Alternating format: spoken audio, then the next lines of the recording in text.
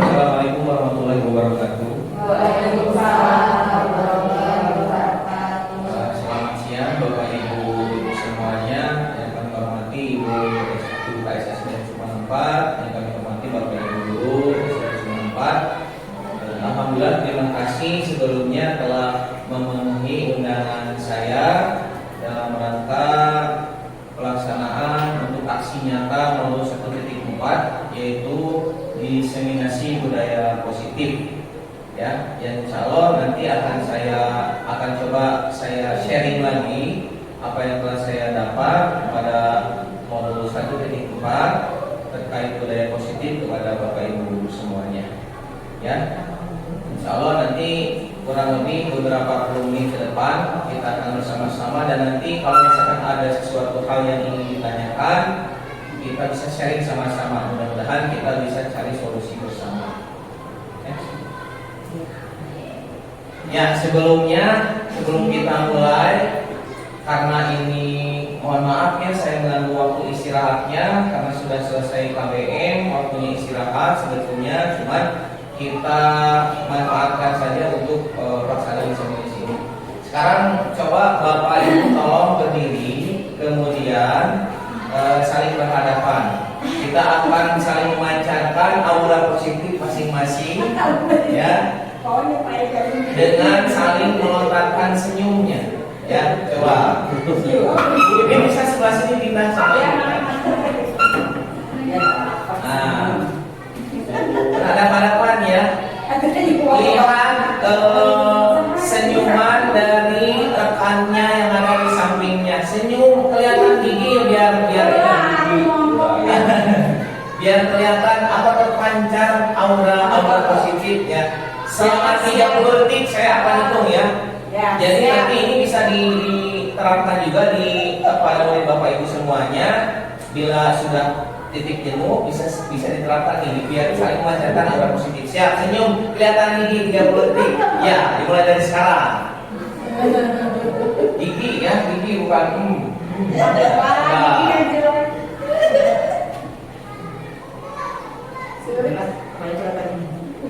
Nah, udah cukup. Ya, silakan duduk kembali. Nah, gimana perasaannya setelah melihat senyuman dari lumayan agak menghilangkan kantuk sedikit, ya, walaupun ya semu-semu menertawakan ya gitu. Silakan ditawarkan kembali. Nah, sebelum kita mulai, kita akan buat dulu kesepakatan atau keyakinan dalam forum diseminasi ini yang akan kita laksanakan bersama-sama sampai nanti di akhir, ya. Ini contoh aja, misalkan satu, menghargai siapapun. Artinya nanti kalau ada yang sedang berbicara, tolong dihargainya. Terus kalau ada yang nanti ada yang bertanya juga saling menghargai. Terus ada lagi kira-kira apa lagi kesepakatannya yang ingin dituliskan, disepakati nanti? 3.000. Nah, yang menghargai, yang kedua tertib, ya, tertib atau fokus dalam mengikuti diseminasi. Yang ketiga HP-nya disimpan dulu, ya. Oke, ya,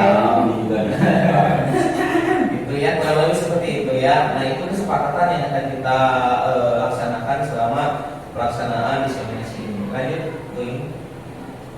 Nah, ini judulnya sekarang aksi nyata diseminasi budaya positif yang ada di modul 1.4 di pendidikan guru penggerak angkatan 11. Next ini. Nah, adapun yang akan kita bahas ini ada 6 sub-bahasan, ya, 6 pokok bahasan yang kita bahas. Nah, kita awali dengan pernyataan pembuka. Seorang guru yang baik harus memiliki kemampuan dalam mewujudkan budaya positif di sekolah. Budaya positif tersebut dapat dijalankan dengan menerapkan konsep-konsep inti seperti berikut. Ada yang pertama, disiplin positif. Yang kedua, motivasi perilaku manusia. Yang ketiga, keyakinan sekolah atau keyakinan kelas. Yang keempat, kebutuhan dasar manusia. Dan yang kelima, yang kelima posisi kontrol restitusi, yang keenam segitiga restitusi. Nanti kita akan bahas satu persatu ya secara jelas. Next ini. Nah, kita ke materi yang pertama dulu, disiplin positif. Sebelum ke materinya, coba saya di sini ingin sharing lah dengan Bapak Ibu semuanya. Mungkin ada yang pernah atau ya pernah mendengar atau membaca terkait dengan sebuah konsep atau konteks yang disebut disiplin positif. Kira-kira ada nggak dari Bapak Ibu yang mau menjawab? Disiplin positif itu apa? Menurut gambaran Bapak Ibu semuanya ada di sini. Disiplin positif. Ada? Kawan gimana? Disiplin positif menurut kawan? Disiplin terhadap hal yang baik. Nah, disiplin terhadap komitmen berarti ya untuk melakukan hal-hal yang baik atau positif. Ya, bagus. Nah, ada lagi dari ibu-ibunya mungkin? Ini Pak. Mungkin ya. Pendekatan yang fokus pada pengembangan perilaku baik dan keterampilan sosial anak melalui dukungan dan bimbingan yang konstruktif. Wis, tepat sekali. Panjangnya. Nah, itu gambarannya dari Pak Wawan dan Bu Pipin itu bisa dijadikan acuan bahwa gambaran awal seperti itu disiplin positif. Namun sekarang kita akan bahas secara lengkapnya beserta contoh-contohnya ya. Next ini. Nah, disiplin positif itu merupakan cara penerapan disiplin atau kebiasaan yang mengajarkan anak bertanggung jawab dan menumbuhkan kesadaran diri berdasarkan nilai-nilai kebajikan. Nilai-nilai kebajikan. Nah, nilai-nilai kebajikan itu kan banyak ya. Kira-kira Bapak Ibu bisa ada yang bisa menyebutkan nggak kira-kira nilai kebajikan apa saja yang Bapak Ibu ketahui? Nilai-nilai kebajikan atau ya nilai-nilai kebaikan lah yang mendekati, istilah yang mendekatinya. Mandiri, apalagi Bu? Kreatif. Wah, banyaknya di sini udah ada bertanggung jawab. Terus banyaklah pokoknya. Next ini. Nah, kemudian disiplin positif ini lebih ke arah disiplin diri yang mengajarkan membiasakan diri yang dapat mengontrol diri dalam melakukan segala tindakan. Nanti disiplin positif ini nanti salah satu muaranya itu bisa membiasakan diri dalam menstabilkan semua mengontrol ya, menstabilkan atau mengontrol dirinya untuk senantiasa berada di jalur atau lajur nilai-nilai kebajikan yang tadi, mandiri, kreatif, dan menghindari, nah gitu Bu, ya menghindari jalur yang sebaliknya yang negatif. Nah, next begin. Kemudian disiplin positif ini juga merupakan disiplin diri yang dapat membuat murid memahami dan menyadari berdasarkan motivasi internal, bukan akibat paksaan, ujian ataupun hukuman. Karena rata-rata ya, nih sebelum nanti juga ada dibahas sebetulnya di materi selanjutnya. Kadang-kadang si anak itu mau disiplin itu banyak sekali motivasinya. Ada yang motivasinya memang dari internal, dari dirinya sendiri karena dia ingin lebih disiplin, bertanggung jawab, menghargai dirinya, menghargai orang lain, menghargai guru. Ada juga yang karena paksaan, karena apa? Takut dihukum, takut disanksi, didenda, ataupun ada yang karena dikasih duit atau penghargaan, betul Pak, seperti itu. Nah, yang paling dampaknya yang paling panjang, yang paling kena dan panjang sekali ya, itu adalah motivasi internal karena adanya keinginan dari diri sendiri, kesadaran dari diri sendiri. Nah, tugas kita semuanya supaya melatih anak itu, menuntun anak itu supaya terus membiasakan dirinya sehingga nanti akan tumbuh kesadaran dan disiplin positif ini menjadi tumbuh dengan sendirinya dengan motivasi internalnya. Next ini.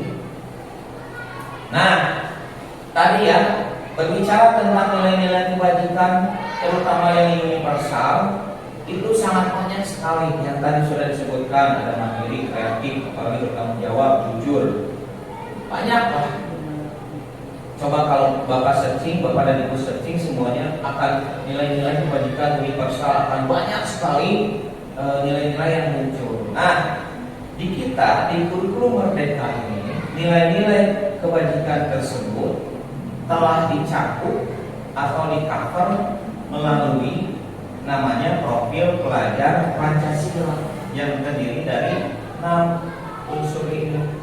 Ya, yang pertama beriman dan bertakwa kepada Tuhan Yang Maha Esa dan berakhlak mulia. Yang kedua mandiri, berkebinekaan global, bergotong royong, kreatif dan bernalar kritis. Nah, itu semuanya dirangkum oleh kurikulum Merdeka, oleh Kemendikbudristek sehingga menjadi profil pelajar Pancasila. Nah, ini yang sedang kita disiplin positif yang sedang kita upayakan, usahakan dan kita biasakan untuk peserta didik yang ada di sekolah kita. Next screen. Nah, sekarang itu materi yang pertama tadi mengenai disiplin positif. Mudah-mudahan bisa dipahami. Kalau nanti ada yang kurang paham bisa nanti ada sesi tanya jawabnya. Materi yang kedua itu mengenai motivasi perilaku manusia. Nah, sebelum kita lanjut ke materinya, nah ini motivasi perilaku manusia. Kadang-kadang yang tadi saya dikaitkannya materi pertama kita itu kalau melakukan sesuatu itu biasanya ada motivasinya atau motifnya, ada niatnya dan tujuannya. Nah, kira-kira nih apa saja sih motivasi perilaku yang mendasari manusia itu berbuat sesuatu? Kira-kira apa nih? Yang pertama, motivasi apa? Niat apa? Tujuan apa nih? Nah, ingin dihargai. Terus apa lagi? Ini motivasi ini bisa menambah semangat juga ya. Contoh ibu-ibu kan kalau sama suaminya disuruh, Bu, beli kita ini yuk kita beli perhiasan ke toko emas. Langsung semangat langsung. Tapi kalau nanti ke undangan jauh di luar kota, kadang-kadang itu suka gitu ya. Jadi ada motivasinya yang bisa membuat seorang itu bisa semangat dalam melakukannya. Tadi ingin dihargai, apalagi ingin dipuji, ingin menunjukkan impiannya. Dan kalau kita kerja ingin apa?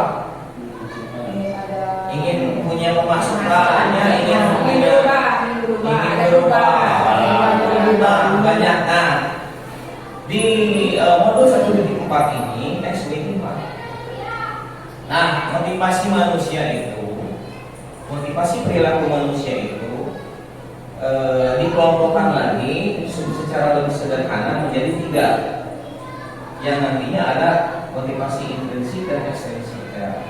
Nah, yang pertama, motivasi yang pertama untuk menghindari ketidaknyamanan atau hukuman.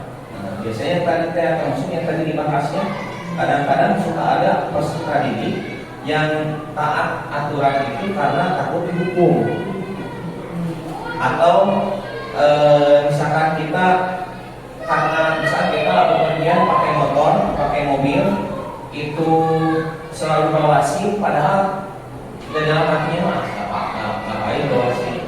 Itu karena tidak nyaman, tidak tenang, takut di jalan ada razia. Atau pakai motor, berkendara pakai motor bawa helm, ya itu. Kadang-kadang kalau lagi masuk, itu kan karena tidak nyaman. Nah, itu yang pertama. Yang kedua, untuk mendapatkan imbalan atau penghargaan. Nah, ini lebih motivasinya memang lebih bagus lagi daripada yang pertama. Ini karena ingin imbalan atau penghargaan, reward, kata Pak Wawan tadi ya, ingin reward.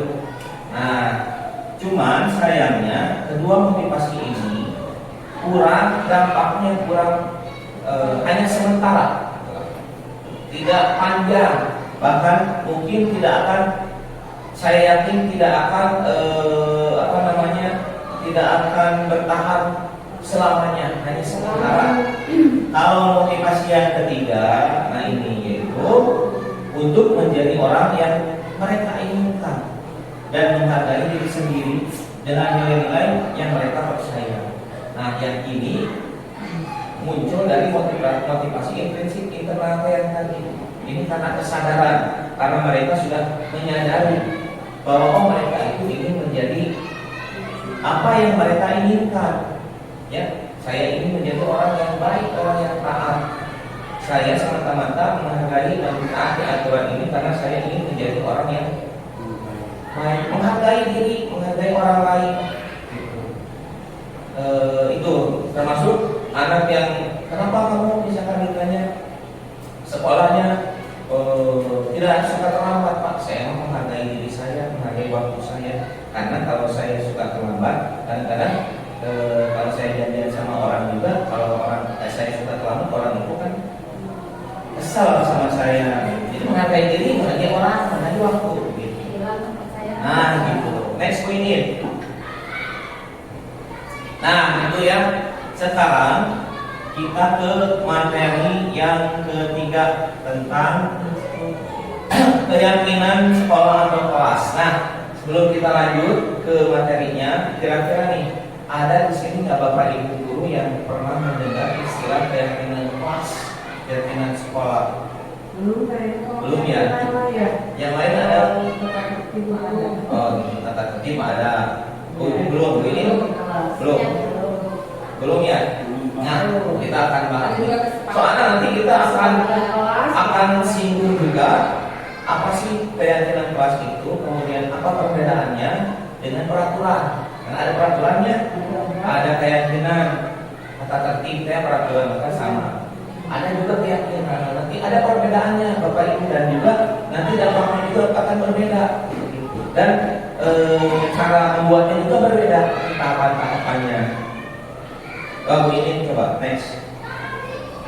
Nah, keyakinan sekolah atau kelas ini, poin yang pertama adalah guru itu berperan dalam mewujudkan terbentuknya keyakinan sekolah atau kelas dengan adanya kesepakatan antara guru dan murid.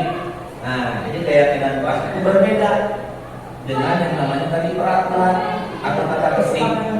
Kalau peraturan itu atau tata tertib itu dibuat oleh guru, oleh kita. Anak dipaksa seolah-olah dalam tanda petik dipaksa untuk mengikuti. Nah, betul. Si anak itu dipaksa untuk mengikuti karena sudah dibuat oleh kita. Sementara pada keyakinan kelas atau sekolah itu guru bersama-sama dengan murid berperan, kita bersama-sama saling menunjukkan perannya. Nah, perannya seperti di mana? Perannya dalam menyepakati. Saya mau ini, saya mau itu. Nah, gitu. Jadi sehingga nanti tidak ada kesan murid itu dipaksa untuk menjalankan kesepakatan yang telah dibuat. Next meeting. Nah, kemudian keyakinan kelas atau sekolah berupa pernyataan-pernyataan yang universal dan mudah diingat dan dipahami dan harus diterapkan di lingkungan sekolah. Jadi keyakinan kelas itu tidak panjang seperti di kita kan suka ada tanda tertibnya. Masuk sekolah 30 menit sebelum bel berbunyi, memakai seragam, pokoknya panjang-panjang. Kalau kesepakatan kelas itu pernyataan yang sifatnya universal, yang seperti yang tadi kita di awal sepakati, saling menghargai, saling menghormati, disiplin dalam belajar, seperti itu. Nah, jadi keyakinan kelas itu sifatnya universal. Mana kawan tadi? Datang tidak terlambat atau datang ke sekolah tepat waktu, seperti itu. Dan mudah dipahami, mudah diingat, mudah dipahami, dan mudah diterapkan di lingkungan sekolah, seperti yang tadi. Jadi nggak usah panjang-panjang, singkat aja. Next begin. Nah, ini contohnya. Ya, datang tepat waktu dalam disiplin dan tugas. Ini contoh saya lah. Nanti, dan keyakinan kelas ini, ya sekali lagi, sebisa mungkin hindari, mohon maaf kalau di sini masih ada ya, hindari pernyataan-pernyataan yang bersifat negatif. Memakai pernyataan, pakailah pernyataan yang sifatnya positif. Begitu. Tapi kan kita jangan buang sampah sembarangan. Kita ganti pernyataan tersebut kayak kita kelas itu supaya apa? Kalau pernyataan negatif, takutnya nanti di otak alam bawah sadar anak itu nanti akan terekam menjadi hal yang negatif terus. Tapi buatlah keyakinan kelas yang positif agar ke anak juga selalu pikirannya positif. Gitu. Dengan kata lain yang positif seperti tadi, jangan buang sampah sembarangan, jadi buang sampah pada tempatnya. Jangan jangan misalkan jangan terlambat ke sekolah, datang tepat waktu. Itu seperti itulah. Nah ini contoh-contohnya yang telah saya coba dibuat. Dan satu lagi kesepakatan kelas itu yang tadinya satu pernyataan-pernyataannya itu bersifat kebajikan yang universal. Yang kedua mudah dipahami, mudah diingat, mudah diterapkan. Yang ketiga pakai pernyataan yang positif. Dan yang keempat keyakinan kelas itu yang paling penting adalah melibatkan peserta didik, sehingga nanti tidak akan ada pernyataan atau sangkalan atau penolakan dari peserta didik. Kenapa? Karena mereka sendiri yang buat. Kita cuma menuntut saja. Coba di kelas ini supaya nyaman anak-anak, kira-kira kita harus apa? Ya, baiknya, bagusnya di awal tahun ajaran gitu. Karena kita sudah berjalan apa-apa, masih awal aja tahun ajaran juga ya. Nah itu, jadi pakai yang tadi poin-poin yang tadi mohon diperhatikan untuk dapat lebih mengena pada murid-murid kita semua. Seperti itu. Ini bedanya peraturan dan keyakinan seperti itu. Next ini. Nah sekarang saya speaking dulu. Masih panjang ya. Sekarang ice breaking dulu. Sama berpasangan, ibu-ibu ya. Berpasangan. Coba berdiri lagi, berhadapan lagi. Berhadapan lagi. Nah, sekarang ice breakingnya kita coba tangannya semuanya jadi telunjuknya gini. Nah, telunjuknya gini semuanya ya. Yang ini yang kanan, berarti yang kanan yang mana? Ini kanan ya. Yang ini kiri. Kanan, kiri.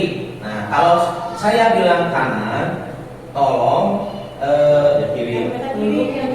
Yang kanan nangkap telunjuk temannya yang kiri, dan temannya yang kiri harus menghindar. Kalau kena nanti kalahnya kucing-kucingan gitu. Kalau saya bilang kanan berarti ibu Susi, Bu Haji ngangkap telunjuk Bu ini. Bu ini jangan diam aja, langsung mengelak gitu ya. Nyincet bahasa Sunda. Nah, biar enggak. Nah, diciripit biar jangan ngantuk siapnya. Ini kanan, sekali lagi. Kanan yang ini kiri. Atau mau dibalik? Bisa ya. Ini harus kan kiri atau boleh kanan? Jadi sama dua-duanya saling. Ya, saling itu. Ini aja ibu, enaknya yang mana? Dua-duanya yang kanan. Yang kanan kita. Telunjuknya kiri aja. Kalau bilang kiri, oh gitu sob. Mau telunjuknya mau yang kiri aja atau yang kiri? Itu nangkep mana gitu. Nah, gitu. Nangkep gitu. Nangkepnya Kita bebas kemauan dia. Iya. siap ya, siap nih. Kami jangan dikejar ke rumah. Ya, berarti lolos. Berarti mati konsentrasi refleks. Pintar nangkap. Siap ya, Bapak Ibu siap. Kami kanan. Ya, siap. Di kanan di kiri ya. Siap. Coba kita tes dulu. Kanan.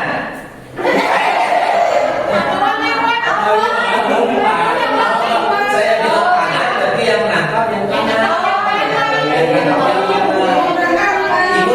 itu. Oh, itu kanan. Bu, ini berarti yang Kiri. kiri yang kanan boleh bebas Pak. Siap ya? Siap. Udah paham ya sekarang? Sekarang ya. Kiri. Kiri bukti berarti Bu Pipin yang lengkap. Harusnya mah jangan tetap yang ini lagi. Iya. Gitu dia bisa tata. Oh, anak gitu ya. Itu kan kecepatan tangan. Siap lagi. Kiri. Sekali lagi Bu. Siap. Kiri lagi. Nah, itu. Udah Bu. Tuh, terima kasih untuk semuanya. Nah, lumayan lah Bu ya untuk mengisi waktu. Jadi karena ini waktunya jam makan siang, ini agak lumayan juga ya. Siap. Kita lanjut ya. Itu baru 3 materinya Bu ya. Yang tadi 1 disiplin positif, yang kedua apa tadi?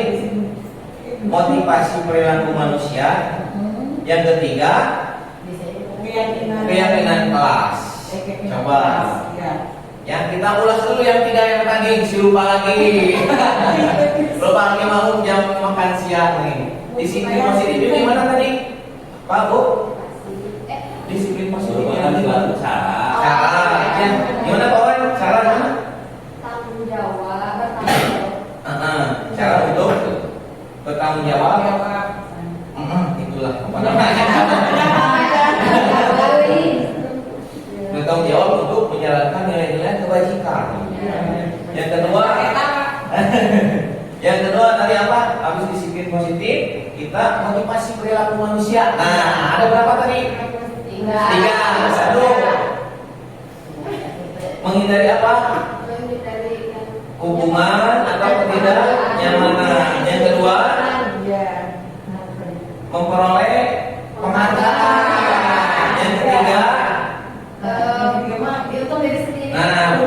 ya menjadi nilai-nilai yang disadari, diinginkan oleh dirinya sendiri. Tuh, nah itu. Dan yang paling motivasi yang paling kuat itu yang terakhir gitu ya, karena kesadaran sendiri. Next weekend kita ke materi yang keempat. Nah, materi yang keempat kita akan bahas kebutuhan dasar manusia. Yang tadi mau motivasi, sekarang kebutuhan. Nah, sebelum ke materi, kira-kira Bapak Ibu bisa menyebutkan tidak kebutuhan dasar manusia apa aja? Satu, makan, minum, pakaian, istirahat, tidur. Apalagi banyak banget. Healing, shopping, ibu-ibu ya. Shopping, healing, nanti pokoknya Kebutuhan banyak. ya. Nah, itu diantaranya. Nah, yang akan kita bahas hari ini itu cuma contoh-contohnya saja sebetulnya. Tapi sebetulnya kebutuhan dasar manusia yang sesungguhnya adalah yang ini. Next week. Nah, sebelum kita ke kebutuhannya, banyak sih kebutuhannya. Sebelum kita ke kebutuhan dasar manusia, kita lihat dulu nih gambarannya. Ketika seorang murid melakukan suatu perbuatan, kita kaitkan dengan studi kasus di sekolah ya. Ketika seorang murid melakukan suatu perbuatan yang bertentangan dengan nilai-nilai kebajikan atau melanggar peraturan, hal itu sebenarnya dikarenakan mereka gagal memenuhi kebutuhan dasar mereka. Nah, nanti kan suka ada gini, Bu, Pak, di murid-murid di sekolah kita seringkali ada kejadian kadang-kadang anak suka ngambil ngambil barang atau uang temennya, ya. Kadang-kadang ada anak yang suka usil sama temennya, kadang-kadang anak yang suka bolos ke sekolah. Itu sebetulnya ada kebutuhan pribadinya yang tidak terpenuhi, sehingga dia melakukan hal tersebut, gitu ya. Coba kita cek sekarang. Oh, ini mau ditulis dulu, silakan. Jadi sekali lagi, Seperti apa? perbuatan ini Bu, ini ada kasusnya. Siap, next week. Nah, Ini kebutuhan-kebutuhan yang dimaksud adalah ini 4, 5 ya. Yang pertama bertahan hidup, yang tadi seperti makan, minum, pakaian, bertahan hidup. Yang kedua kasih sayang dan rasa diterima ya. Pahamnya itu Yang ketiga penguasaan. Saya ingin bebas, ingin berkuasa, ingin berkuasa terhadap diri saya sendiri. Gak ingin diatur sama orang lain. Dan suka gitu kan. Yang keempat kebebasan. Saya ingin bebas melakukan sesuatu. Makanya kadang suka ada anak yang kalau di kelas itu lari-lari di kelas. Itu salah satunya bisa jadi anak itu kebutuhannya ingin memenuhi kebutuhan dasarnya, yaitu ingin bebas. Ingin bebas. Ingin bebas. Yang terakhir kesenangan. Anak-anak suka lari-lari itu main-main sama teman-temannya. Itu karena ada kebutuhannya itu kesenangan ya, gitu. Next begin kita ke. Nah, itu dikasih. Di kelas 5 barusan saya kemarin sudah sempat menangani ada permasalahan 2 anak ya di kelas 5. Contoh ini Bu Pipin.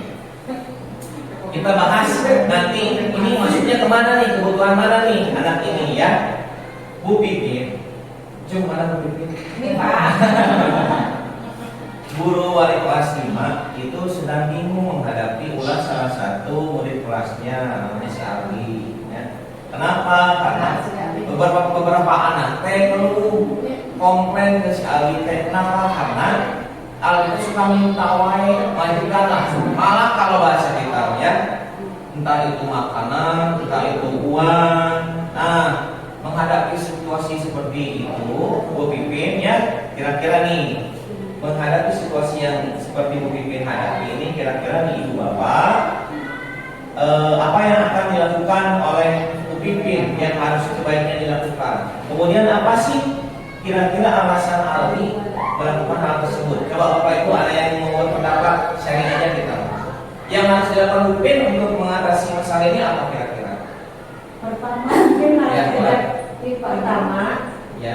mungkin harus ajak bicara dulu si Alvin-nya. Ya. Nah, kita harus tahu dulu kenapa sampai begitu, dia Ya. alasannya apa. Betul. Kalau misalnya dia memang kekurangan dari rumahnya, Ya. kurang kenal atau apa, kita sebaik dulu kan ya berbagi lah gitu.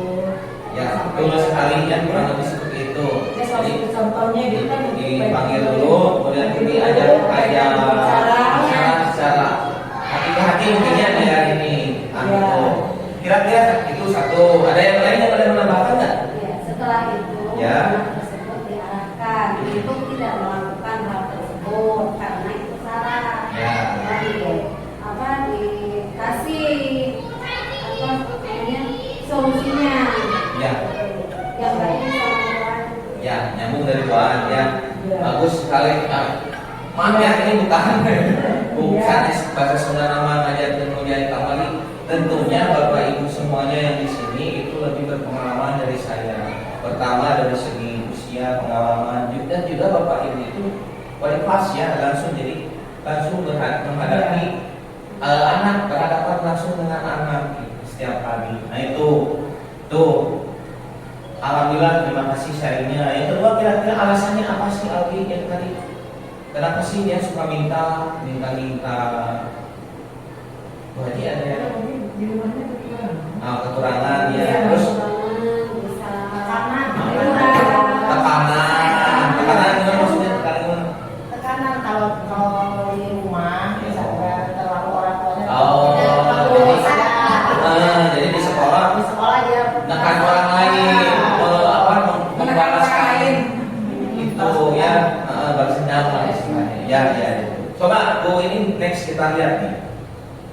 Nah, alasan yang pertama, kalau Albi alasannya itu karena ia lapar dan orang tuanya tidak membawakannya bekal kayak orang lain makan suka bawa bekal masing-masingnya, maka kebutuhan dasar yang sedang berusaha dipenuhi oleh Albi adalah kebutuhan untuk bertahan hidup. Tadi yang pertama, jadi betul tadi diajak ngobrol sama duaan, kata UKS juga sama, diajak ngobrol dulu.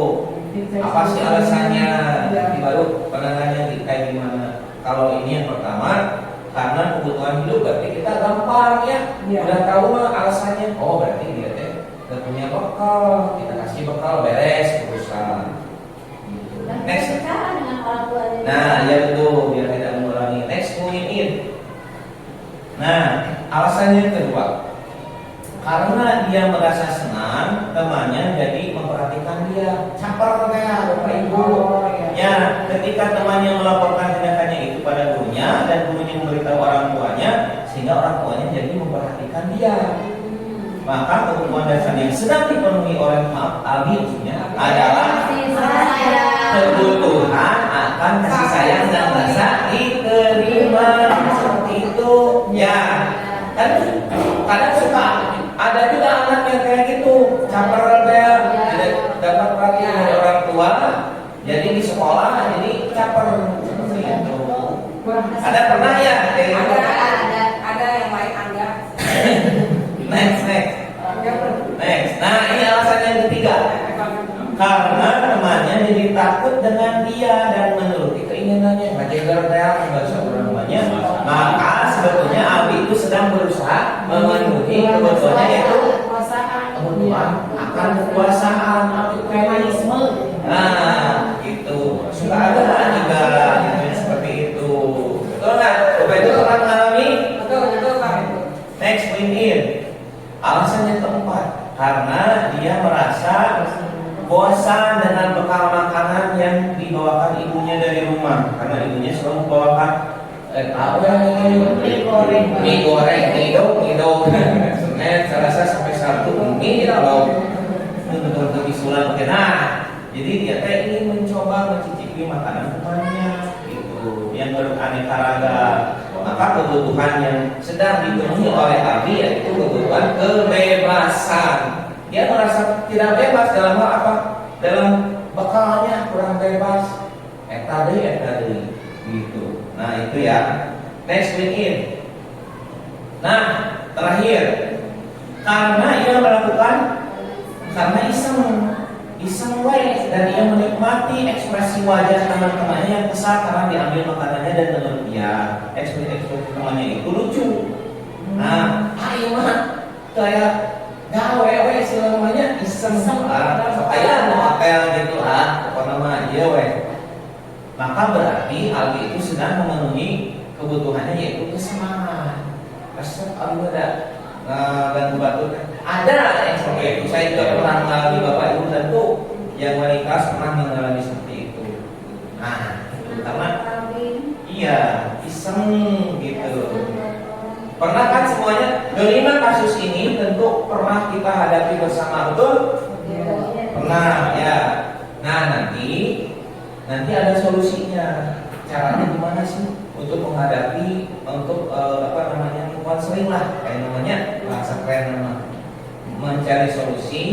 Karena nanti ada ini Bapak Ibu, nanti ada di pembahasan selanjutnya nanti ada cara-cara dalam menghadapi memecahkan permasalahan peserta didik. Di mana cara ini dijamin merupakan cara yang paling solutif. Artinya bagi guru enak, bagi peserta didik juga bakal enak. Next, in.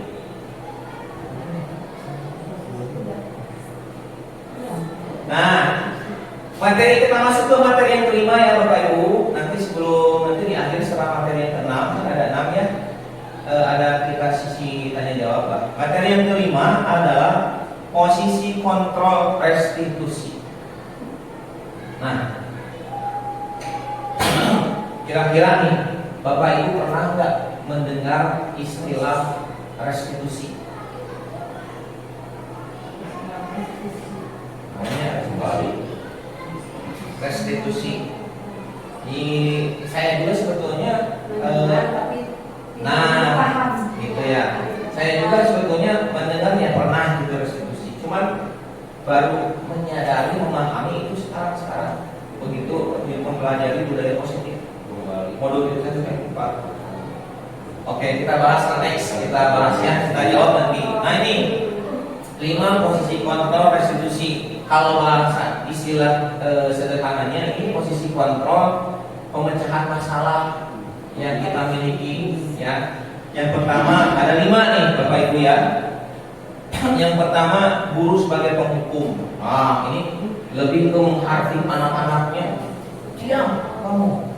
Oh harus gitu. Nah ini posisi lebih ke mengeluarkan kata-kata yang sifatnya menghukum atau menghardik untuk menakut-nakuti. Dan ini posisi ini tidak akan berhasil, hanya bertahan sewaktu itu saja, yang tidak akan bertahan lama. Karena setelah kita nggak ada, anak itu akan Kembali seperti Yang kedua, guru sebagai pembuat merasa bersalah. Kadang-kadang suka gimana nih kira-kira nih pembuat merasa bersalah. Kalau penghukum jelas semuanya juga sudah paham yang mengetahui. Kalau pembuat merasa bersalah gimana nih kira-kira? Nah, mengajukan siswa gimana? Misalnya Bu Ibu gimana? Guys? Dia menekan. Ya. Jadi itu seakan-akan bersalah. Nah, betul. Contohnya gini, contoh realnya kalau ada anak yang salah, ibu kecewa sama kamu nih, kamu kan harapan ibu mah atau perkiraan ibu kamu anak yang baik, anak yang ternyata kamu tidak gitu. Nah, jadi orang anak itu merasa bersalah. Iya, aku salah, aku tuh mengecewakan si ibu, gitu. Nah, kira-kira kurang lebih. Jadi pembuat merasa bersalah. Kita juga pernah berperan di situ ya. Ini kelima peran ini pasti pernah kita alami. Cuma nanti kita akan bahas peran mana sih yang paling tepat. Yang ketiga, guru sebagai teman. Gimana? Ya, Guru sebagai teman. Ya, suka ada siswa yang ingin mencurahkan hatinya Nah. anak Tentunya. ada Bu, ini saya kemarin sini habis jelas. Ya.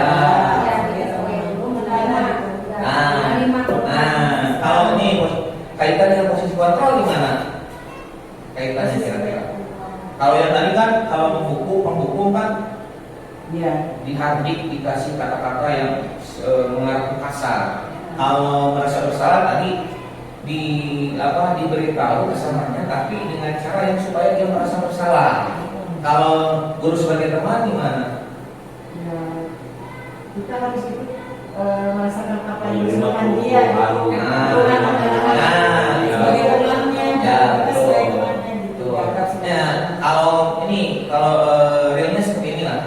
Kalau ada yang saat buat salah nih, terus kita kan kadang suka ngomong ini, ayolah, begitulah ini guru kalau guru bagus kan kurang keren. Nah, seperti itu artinya guru tersebut sedang memerankan posisi teman.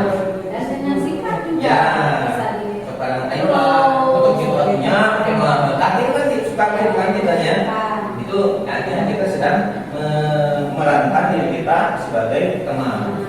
Kemudian yang keempat, guru sebagai pemantau. Gimana nih? Guru sebagai teman. Kaitan dengan fungsi kontrol, kalau ada anak yang salah, berbuat salah, melanggar aturan, karena keyakinan ya. Nah, keyakinan sekarang ganti istilahnya ya, terus supaya keyakinan kelas. Gimana nih? Guru sebagai pemantau. Jadi cara monitoring deh. Ya, kurang lebih sama Bu ya, betul gitu. Ya, kalau sebagai pemantau ini kurang lebih ya. Anak kan berbuat salah, terus kita panggil, kita ajak ngobrol. Kamu tahu nggak sudah kesalahan kamu? Ya Pak, kamu sudah apa aja kesalahan kamu? Ini Pak, saya tetap terlambat. Kayak isi daftar checklist, kita nggak observasi, monitoring. Kamu terlambat ya. Terus apa lagi? Ini Pak, ya. Apa lagi? Ini Pak, ya. Pemantau. Keempat ini, peran ini pernah kita jalankan, betul atau tidak? Betul. Ya. Kita, saya yakin semuanya pernah mengalami posisi seperti ini. Nah, tapi ternyata posisi ini kurang berpengaruh efektif terhadap permasalahan yang dihadapi oleh perusahaan ini. Yang paling efektif adalah guru sebagai manajer. Next, Bu ingin gimana? Nah, ini nih gambarannya. Kalau posisi kontrol guru sebagai penghukum dan pembuat merasa bersalah ini nantinya akan menghasilkan identitas gagal. Artinya tidak akan berhasil kalau kita berperan sebagai penghukum dan pembuat merasa bersalah. Pasti akan gagal dalam mengatasi masalah. Jangan itu lagi pasti. Karena ini contohnya nih, penghukum, guru berbuat ini, menghakim, menunjuk, menyakiti, menyindir. Kalau guru berkata, terus guru suka berkata ini, kalau kamu tidak melakukannya, awas, rasakan. Nah, itu penghukum. Hasilnya, si anak akan memberontak, menyalahkan orang lain dan berbohong. Untuk buat itu, ada siapa? Kemudian kaitan dengan dunia yang berkualitas, muridnya akan meletakkan guru di luar dunia yang berkualitas. Muanaka tak nanti. Kemudian muridnya berkata, biarkanlah bayarlah ketika cager deh, paling pun air ini ngomong dari cager itu, nah seperti itu ya bu. Ini penghukum. Yang kedua, membuat merasa bersalah. Contoh biasanya berceramah ini ya, mengatakan seharusnya kamu tuh jangan gitu, harusnya gini, ibu kecewa sama kamu tuh begini dan lain sebagainya. Terus, guru berkata seperti itunya, hasilnya menyembunyikan, menyangkal, berbohong. Si anak tetap akan berbohong, menyangkal dan menyembunyikan. Kemudian kaitan dengan dunia berkualitas juga sama. Paling muridnya berkata, untungnya bu maafkan saya ya. Itu dari terus merasa rendah diri, gitu ya. Nah, kemudian kalau posisi sebagai teman dan pemantau itu memang akan menghasilkan identitas yang sukses atau berhasil, khususnya dalam menangani permasalahan murid. Cuman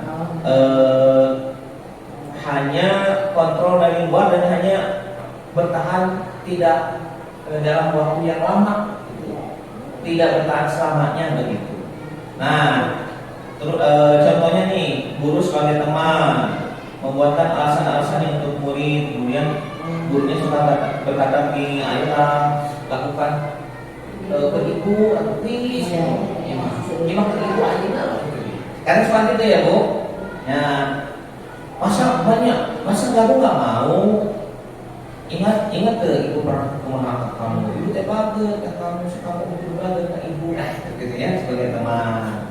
Nah, hasilnya nanti ketergantungan dan membuat dampak pada muridnya lemah, tidak mandiri dan tergantung. Lalu dari sana itu lalu anak gitu. Pemantau sekarang, posisi sebagai pemantau, lebih ke observasi yang tadi, menanyai, menginterogasi teman-teman, menghitung dan mengukur. Guru nanyanya perkataannya peraturannya gimana di sekolah ini? Ini sebutkan ini. Nah ini nanti dampak pada muridnya menitik beratkan pada sanksi atau hadiah untuk dirinya. Nah yang paling tepat yang mampu membuat identitas hasil atau sukses dan menumbuhkan kontrol diri pada murid, yaitu dengan menjadikan kita sebagai manajer.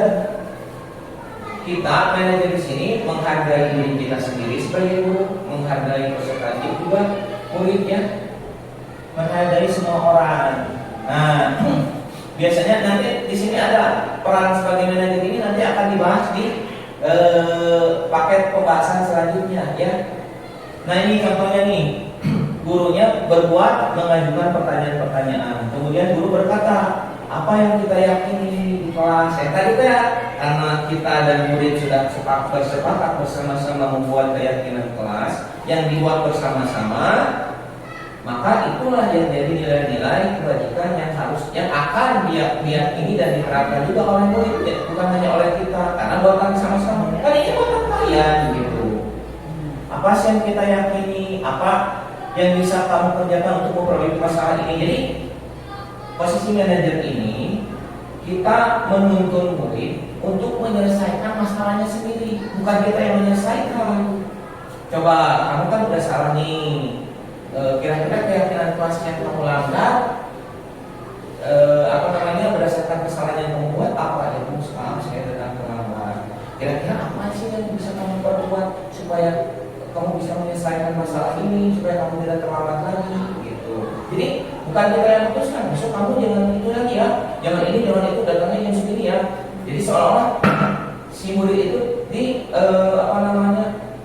ditekan gitu. Tapi kalau muridnya sendiri yang ngomong, itu kan dari hati sendiri. Ya bu, saya maaf, saya salah, saya mengecewakan ibu. Ya saya malam itu saya suka main HP sampai malam. Terus gimana supaya kamu kasihan? Ya Bu, berarti saya jangan main HP ya Bu ya. Ya itu betul. Nah, seperti itu manajer seperti itu kurang lebih ya. Dan dampak pada muridnya mengevaluasi diri sendiri dan tahu bagaimana cara memperbaiki dirinya sendiri. Next,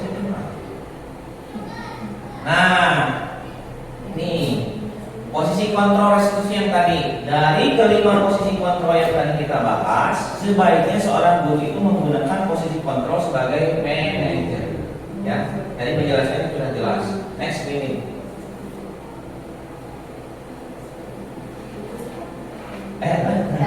Sebagai manajer, guru dapat berbuat sesuatu bersama murid. Nah, mempersilahkan murid bertanggung jawab dan mendukung murid agar dapat menemukan solusi. Jadi bukan kita yang kasih solusi, tapi murid sendiri yang nyari. Solusi tersebut berasal dari keyakinan dan juga kesadaran dari murid itu sendiri. Next, win. Selain itu, posisi manajer mengacu pada restitusi yang dapat menjadikan restitusi itulah semacam sistem teknis sekolah penyelesaian masalah secara sederhana. Nanti dibahas lagi ya. Yang dapat menjadikan murid sebagai manajer bagi dirinya sendiri. Nah, manajer yang mengatur diri sendiri, bukan dia yang diatur, tapi dirinya yang mengatur dirinya, sehingga dapat tercipta identitas positif pada diri murid. Begitu. Nah itu ya tentang posisi kontrol restitusi. Mudah-mudahan bisa dipahami. Nantilah kita akan ada tanya jawab sedikit. Next, ini kita ke materi yang terakhir, yaitu ini segitiga restitusi. Dan ini polanya. Yang tadi kan posisi kontrolnya atau peran kita. Ini mah lebih ke pola-pola penyelesaian masalahnya. Namanya segitiga restitusi. Saya juga sebetulnya jujur baru memahami secara mendalam, bahkan mungkin baru mendengar istilah ini saat mengikuti pendidikan guru penggerak ini. Alhamdulillah, mudah-mudahan bisa saya sampaikan sering lagi praktik baik ini ke Bapak Ibu, bisa memberikan dampak yang baik untuk Bapak Ibu. Next, win. Nah, tadi segitiga restitusi itu pola dalam menyelesaikan masalah secara sederhana seperti itu. Adapun polanya, yang pertama tahapannya, yang pertama menstabilkan identitas, yang kedua validasi tindakan yang salah, yang ketiga menanyakan keyakinan. Ya, jadi ada 3 pola: menstabilkan identitas, validasi tindakan yang salah, yang ketiga menanyakan keyakinan. Kalau digambarkan seperti ini, segitiga, makanya disebut segitiga restitusi. Next, begini. Kita langsung ke contoh studi kasus aja biar paham. Kalau di teoritisnya Bapak Ibu bisa nyari sendiri lah. Saya yakin lebih paham dari saya. Ya, posisi yang pertama yaitu apa? Menstabilkan identitas. Nah, pada tahapan ini, bukan posisi ya, tahapan. Pada tahap ini kita coba menstabilkan identitas yang dilakukan berdasarkan prinsip bahwa membuat kesalahan adalah bagian dari proses pembelajaran yang nantinya akan menggeser identitas gagal ke identitas sukses. Jadi gini ke anak kurang lebih seperti ini, menstabilkan identitas kamu dalam berbuat salahnya, ya Pak, maaf ya, nggak apa-apa, wajar lah, namanya juga manusia, sering salah, sering hilang, seperti itu, langsung wah, gitunya. Nah itu pendekatan ini, tahap ini bisa membuat identitas anak yang tadinya merasa gagal menjadi sukses, merasa tidak gagal. Tadinya kan, saya salah bener, saya takut, saya salah, itu saya bener, pokoknya jatuh si mental anak kalau kita ngomong gitu ke anak, pasti ke anaknya gini, apa namanya juga manusia, kamu masih anak-anak gitu, diangkat lagi. Next, begini. Nah, biasanya dalam dalam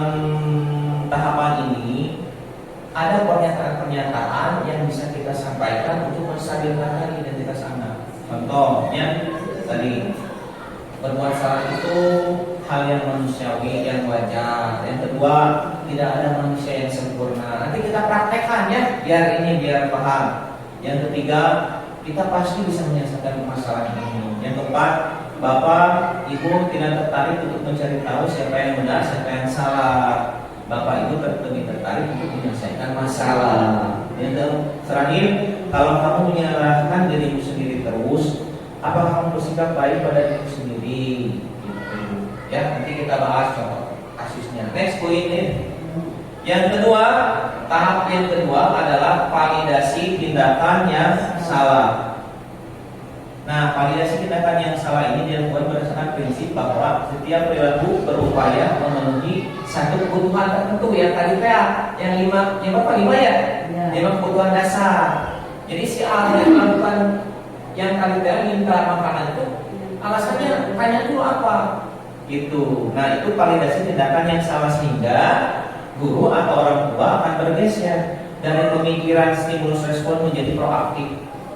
Tadinya stimulus respon menjadi proaktif yang bukan hanya jadi si anak bisa mencari solusi sendiri, bukan hanya kita yang kasih solusi.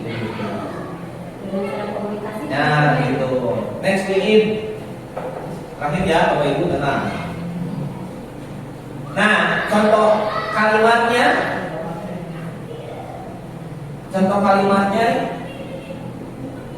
kamu pasti punya alasan mengapa kamu melakukannya.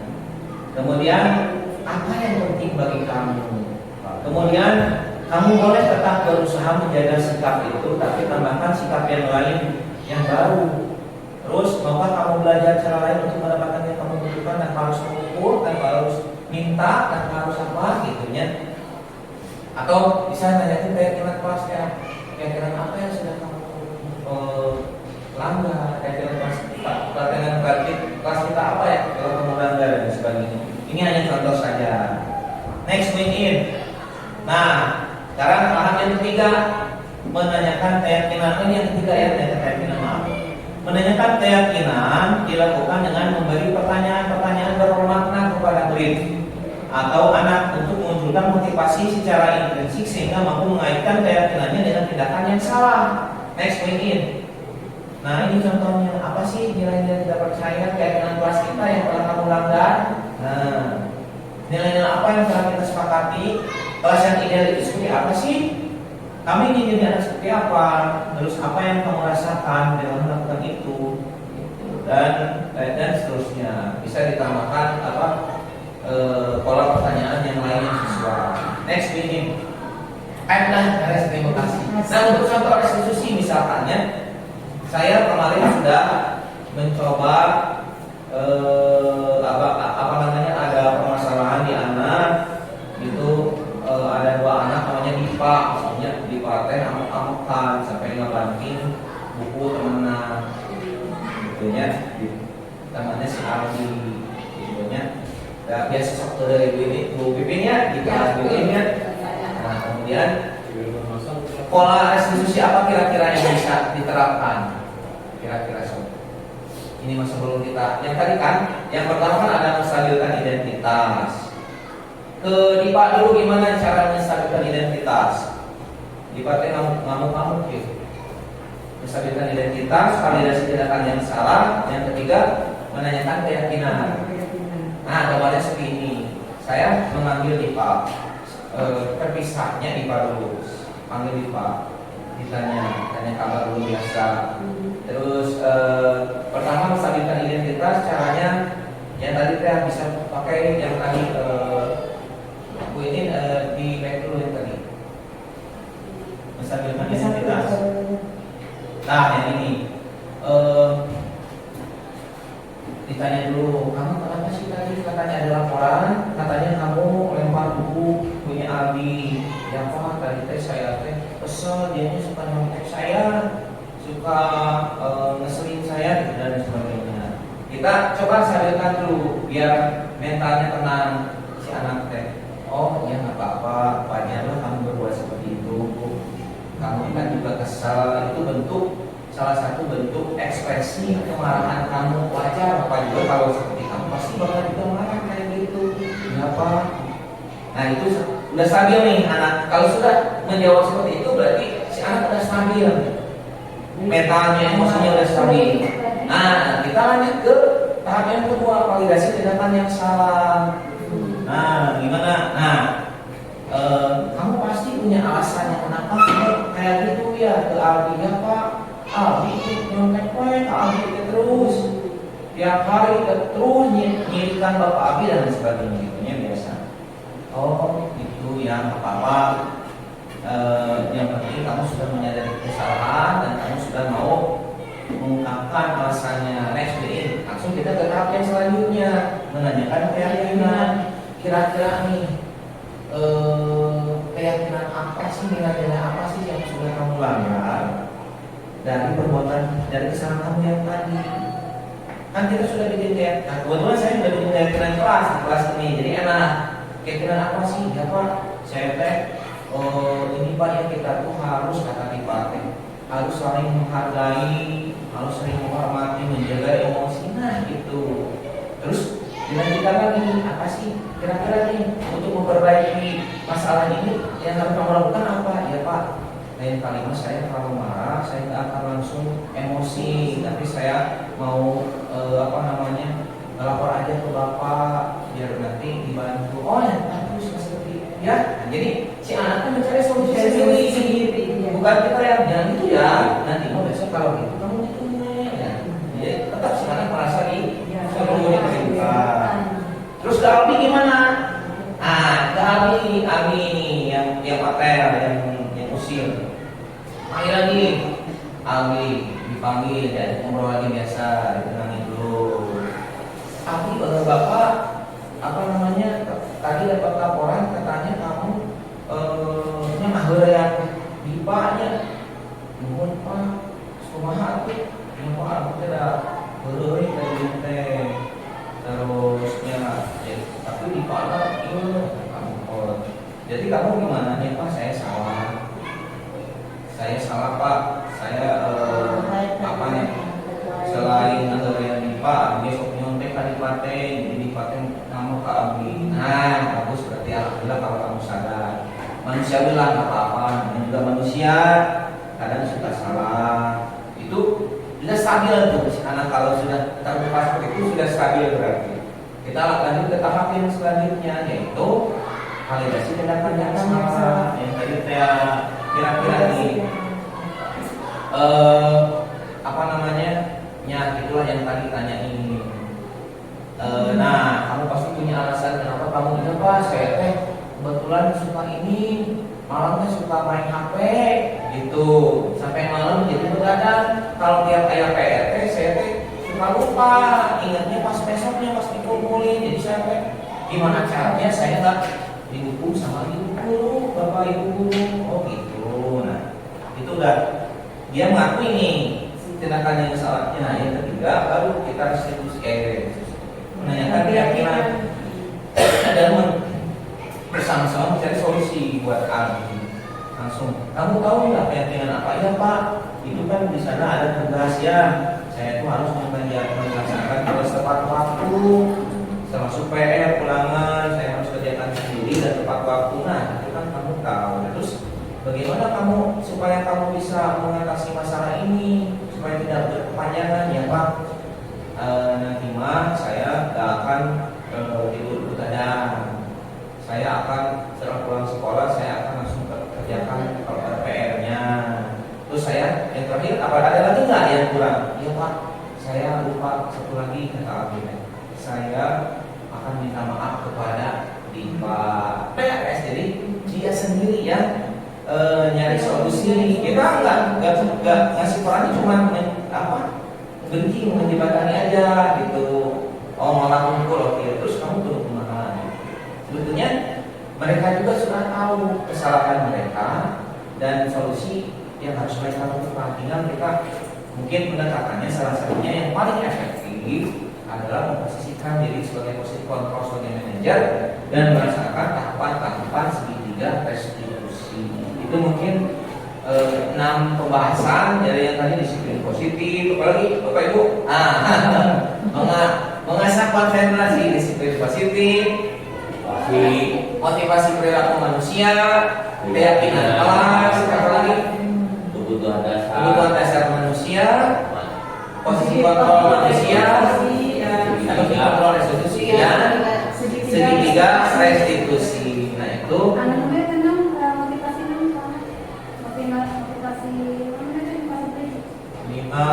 motivasi manusia. perilaku. Mohon motivasi perilaku manusia. Itu. Nah itu enam materi. Menerapkannya. Nah, nanti kita cara menerapkannya ya tadi kan sudah dibahas Bu, ada contoh-contoh konkretnya. Seperti kalau tadi nih, contohnya Aldi lah yang tadi. Aldi kan menerapkan dari yang mana Bu? Menerapkan yang mana kan ada 6. Di mana Bu? Namanya ada kan sisi tanya jawab nih. Oh ya, silakan yang lain ada yang oh, Bu ini maaf. Yang segitiga restitusi. Yang mana Bu?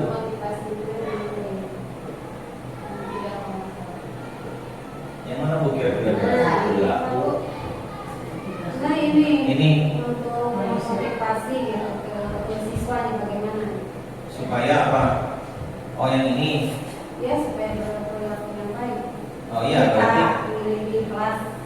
supaya murid bisa punya motivasi yang ini yang ketiga mungkin ya yang paling utama ya. Jadi kita coba pendekatannya real di lapangannya yang kita coba pertama mungkin dengan kita dulu sama guru juga sama membuat pembiasaan dulu sama kan kita mau mengajarkan nilai-nilai kebajikan nih dengan motivasi yang ketiga. Nah, kita dulu yang harus coba memberikan contoh teladan dulu. Yang paling penting itu ada karena gini mendidik itu beda dengan mengajar ya. Menurut Ki Hajar Dewantara, di filosofi Ki Hajar Dewantara, kita itu mendidik anak itu seperti kita sedang bertani. Jadi anak itu ada yang dasarnya sudah bibit unggul, artinya di rumahnya sudah dibiasakan yang baik, perkataannya yang baik. Jadi seperti kita bertani sedang mencoba menanam padi yang bibitnya sudah unggul, tanahnya sudah gembur, airnya sudah sudah tersedia banyak. Kita tinggal memonitoring saja sudah tumbuh dengan baik. Nah, tapi ketika kita mendapati lahan pertanian yang bibitnya kurang bagus atau bibitnya bisa jadi bagus, cuman tanahnya kurang bagus, airnya kurang, suplai airnya kurang. Nah, di sana kita harus mencoba menerapkan atau memperhatikannya dengan perhatian yang lebih daripada ya. Nah, kembali lagi ke kaitannya dengan ini, bagaimana cara memunculkan motivasi yang baik yang muncul dari diri sendiri. Nah, itu dengan itu kita coba dengan menerapkan untuk yang murid-murid yang sudah bagus dasarnya, basicnya, kita tinggal menerapkan kebiasaan monitoring juga sambil memberi contoh pembiasaannya. Kemudian untuk yang kurang kita fokus dengan melakukan pendekatan yang lebih. Contohnya misalkan yang tadi ada konseling lagi yang kayak tadi supaya nanti bisa ditemukan solusinya. Kayak misalkan kalau yang baik-baik kan kita enak ngedidiknya. Cuman kalau misalkan kayak Aldi tadi atau yang lain tadi kita konseling, kita kasih konseling dengan tahapan restitusi yang tadi, supaya bukan kita yang ngasih solusi, kita yang seolah-olah ngasih perintah ke anak, tapi anak sendiri yang nyari. Itu kurang lebih seperti itu. Ya, ada lagi Bapak Ibu? Ya, saya rasa cukup ya. Mudah-mudahan nanti kalau ada apa-apa bisa sharing lah, karena saya juga sama sedang belajar.